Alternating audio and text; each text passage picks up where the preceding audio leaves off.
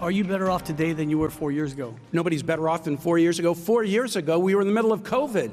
8 News is your local election headquarters, and last night, right here on ABC 8, Senator Tim Kaine faced off against Republican challenger Hung Cao. Now, this marks the only televised debate between the two candidates seeking to represent Virginia in the U.S. Senate. The two sparred on key issues like the cost of living and reproductive rights, but will the debate change the course of the race? Capitol Bureau reporter Tyler Englander has more.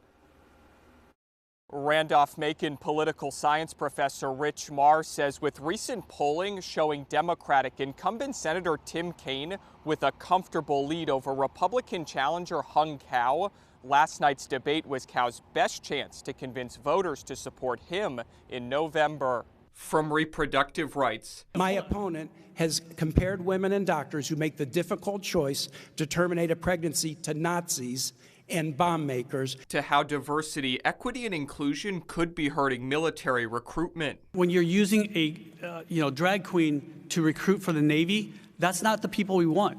What we need is alpha males and alpha females who are going to rip out their own guts, eat them, and ask for seconds. There were plenty of controversial moments at last night's Virginia U.S. Senate debate between incumbent Democratic Senator Tim Kaine and Republican challenger Hung Cao. We end up at the end of this debate exactly where we were before the debate. But despite those high-profile moments, Randolph-Macon political science professor Rich Marr says with both candidates sticking to their talking points on issues like abortion rights, the economy, and immigration, it's unlikely the debate will have any effect on the outcome of the race.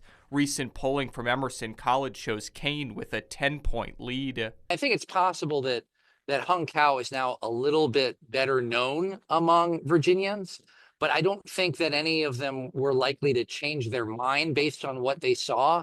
Folks who were probably going to vote for him anyway now are probably more likely to vote for him. And folks who weren't going to vote for him are now confirmed in their decision not to vote for him. Early voting is already underway in Virginia, and Election Day is November 5th. In Richmond, Tyler Englander, 8 News.